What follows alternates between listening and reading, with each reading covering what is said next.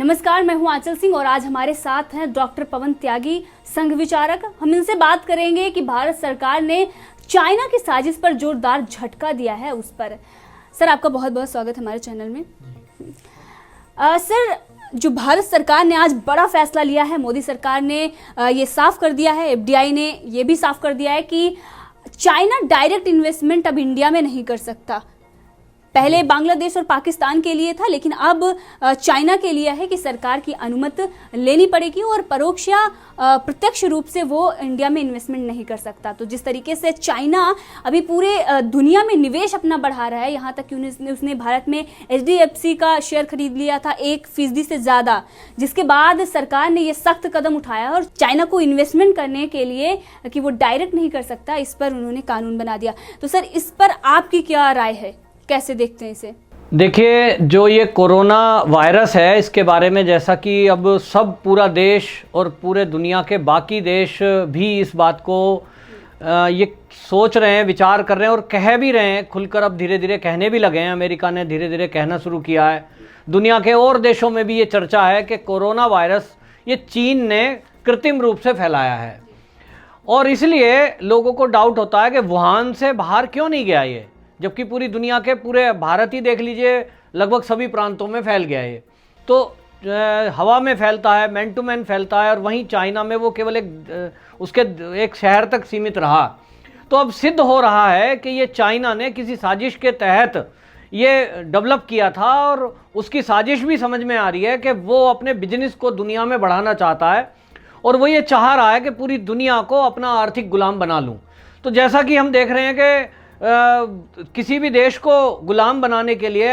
आजकल एक तरीका है कि पहले उसमें व्यापार के बहाने अंदर जाइए देश में और फिर धीरे धीरे धीरे संसाधन जुटाते जुटाते उस देश की पूंजी अपने देश में ले आइए और फिर उस देश पे कब्जा कर लें। जैसे कि देखिए, भारत ने तो ईस्ट इंडिया कंपनी का जी वही मैं कहने वाला था कि ईस्ट इंडिया कंपनी के तो हम भुक्तभोगी हैं कि वो स्टार्टिंग में आए कि हमें कपड़े की कंपनी लगानी है जी भारत में, थोड़ा सा सामान संसाधन और उसके सुरक्षा कर्मी लेके आएंगे और भारत को 200 साल गुलाम बनाया उन लोगों ने।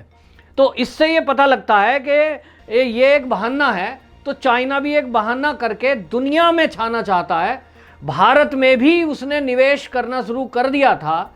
और इसलिए आप देखिए कि भारत सरकार ने, जब से मोदी गवर्नमेंट आई सन 2016 से, इन्होंने स्टार्टअप शुरू किया और मोदी जी की सोच ये थी कि हमारे भारत में बेरोजगारी बहुत ज़्यादा है, लोग नौकरी करते हैं। मोदी सरकार ने योजना बनाई कि नौकरी देने वाले बनो, नौकरी को खोजने वाले ना बनो और इसलिए उन्होंने स्टार्टअप इंडिया नाम का एक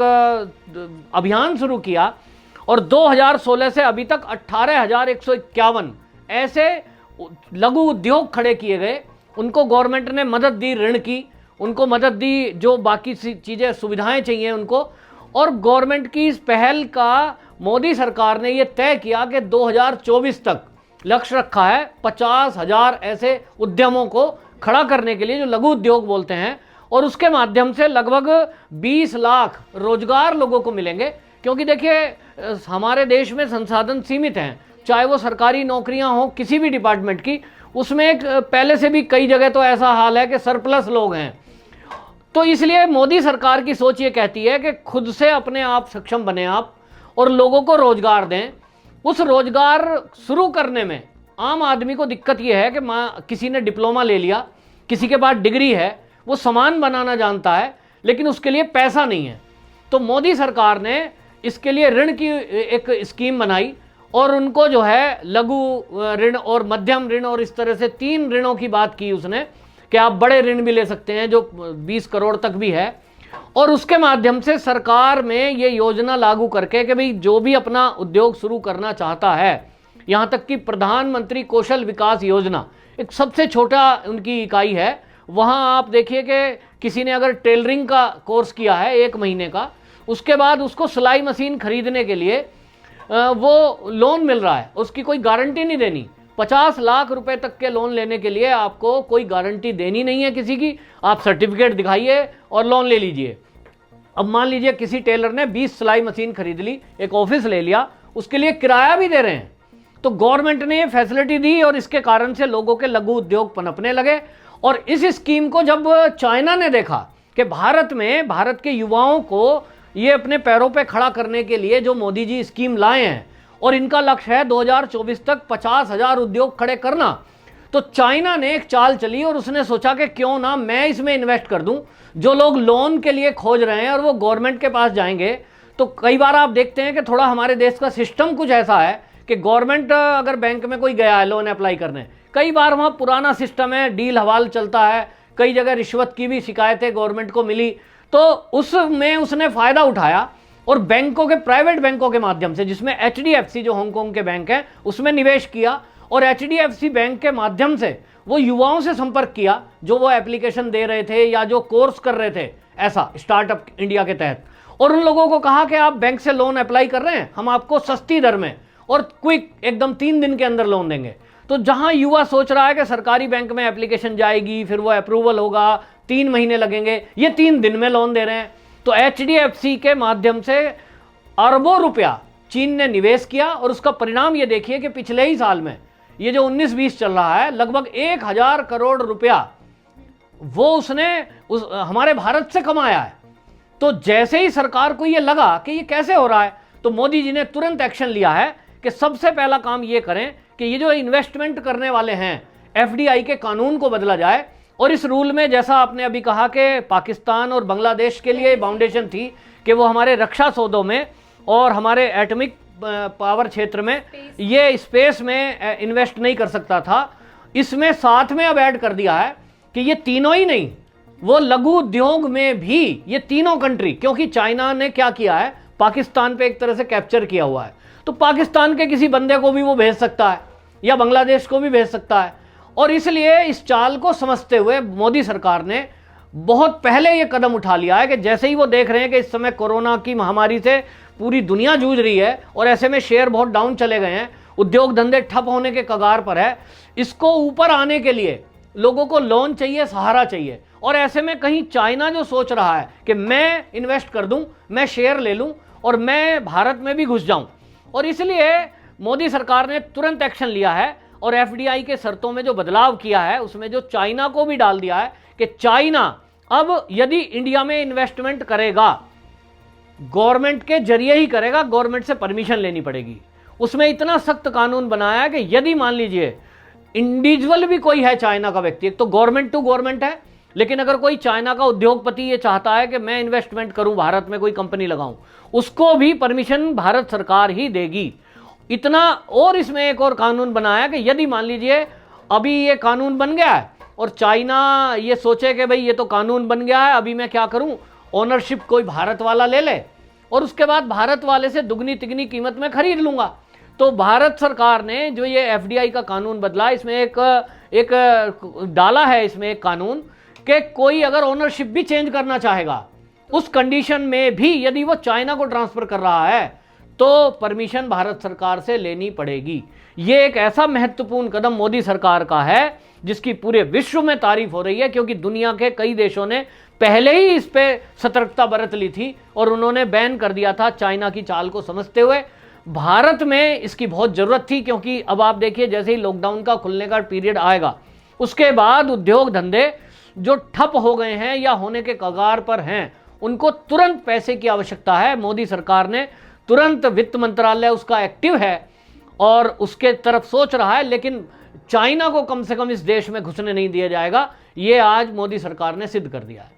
सर, जिस तरीके से चाइना पूरे विश्व में निवेश को बढ़ा रहा है और इस समय पर जब कोरोना वायरस पूरे विश्व में फैला हुआ है, जो शेयर हैं वो 40% से ज़्यादा सस्ते हैं इस समय पर, और इसीलिए चाइना निवेश बढ़ा रहा है। तो कहीं ना कहीं जो चाइना की चाल थी वो समझ के सरकार ने ये कदम उठाया। साथ ही वो जो चाइनीज़ ऐप हैं, चाहे वो टिकटॉक हो या UC ब्राउज़र, तमाम ऐसे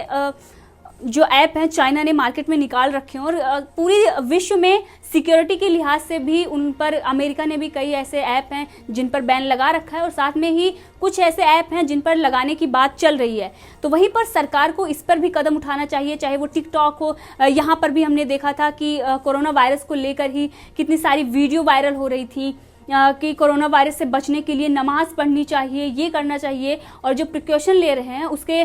खिलाफ वीडियो बनाकर डाली जा रही थी। तो क्या सरकार को अब ऐसे ऐप को सिक्योरिटी के लिहाज से भी, जो डाटा हमारा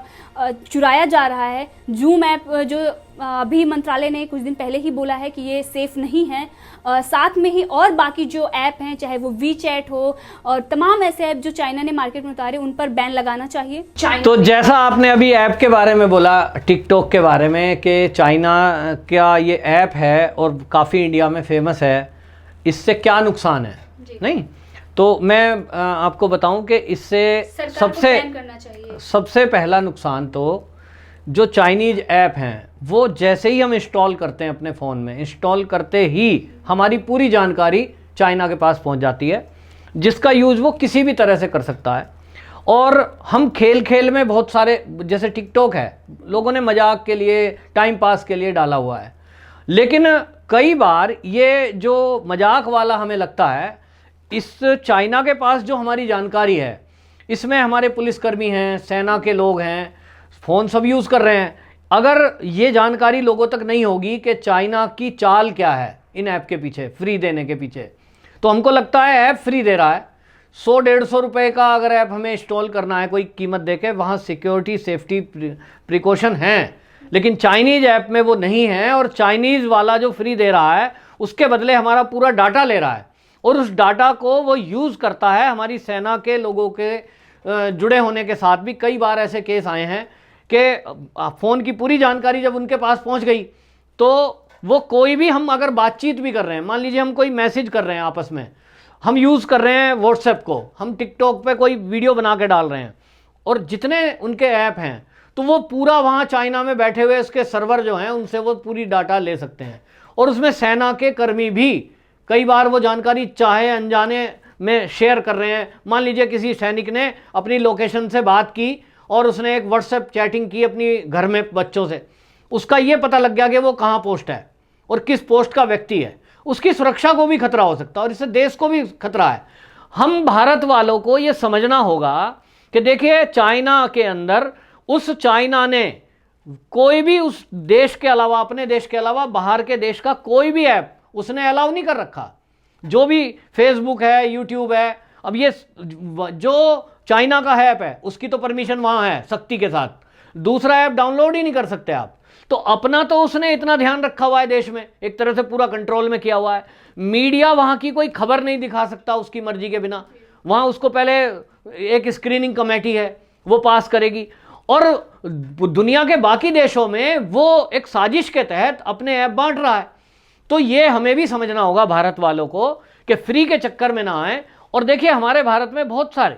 लोग देशभक्ति की बातें करते हैं, ये समय इस समय देशभक्ति का भी है। तो अगर हमारे अंदर देशभक्ति का जज्बा है तो ये तय करें कि कुछ भी हो, हमें चाइना के ऐप डाउनलोड नहीं करने। हमारी सिक्योरिटी से भी जुड़ा है, खुद की हमारी निजता का हनन भी है, और वो हमारे देश के सुरक्षा से भी जुड़ा है। तो इसके बारे में हमें विचार करना होगा। ऐसे कई सारे ऐप हैं। नहीं, देखिए, हमारे देश में जब देश की गुलामी, जब अंग्रेज यहाँ आ गए, उन्होंने अपने भारत को गुलाम बनाया, उस समय हमारे देश में स्वदेशी आंदोलन चला और देशवासियों ने तय किया कि इनका हम टेरिकोट बढ़िया वाला कपड़ा चाहे कितना भी अच्छा है उसको नहीं पहनेंगे, देश का बना हुआ खादी पहनेंगे। और मोदी जी ने इसको आंदोलन के रूप में चलाया। तो हमारे देश में आंदोलन चला, हमें कुछ अभाव भी होगा, हमारे फ़ोन पे मनोरंजन नहीं हो सकेगा, कोई बात नहीं, लेकिन देशभक्त हैं, हमें देश का फ़ायदा पहले सोचना है। अगर हमारे देश के सुरक्षा से, सेना से जुड़े हुए कोई मैटर उसके हाथ में पहुंच जाते हैं हमारी जरा सी लापरवाही से,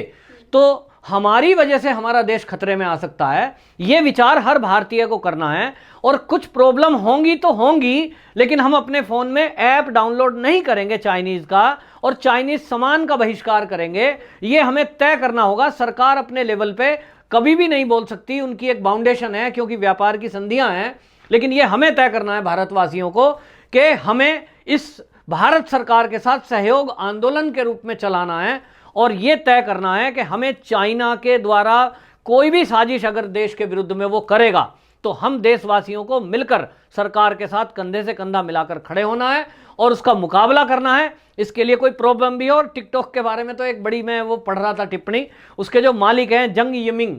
उन्होंने कहा कि ये जब मैं ऐप बना रहा था ना तो मैं सोच भी नहीं रहा था। मैंने तो ऐसे सोचा कि ये निठल्ले लोगों के लिए और निकम्मे लोगों के लिए बना रहा हूं जो अपना टाइम पास करेंगे, लेकिन ये भारत में सबसे ज़्यादा संख्या है। तो एक तरह से भारत वालों को उसने अपरोक्ष रूप से गाली दी है। तो ये हमें तय करना है कि हम कैसे हैं कि टाइम पास के लिए विदेश जो चाह रहा है, चाइना जो चाह रहा है, हमें कोरोना दिया अभी उसने, अभी वो चाह रहा है कि उद्योग धंधों को ठप कर दे, आगे वो हमारी देश की सुरक्षा से खिलवाड़ करे, और हम उसका साथ दे रहे हैं। अगर हम कहीं ना कहीं चाइनीज चीज़ों का इस्तेमाल कर रहे हैं तो हम चाइना का अप्रत्यक्ष रूप से साथ दे रहे हैं। ये विचार हमें करना होगा।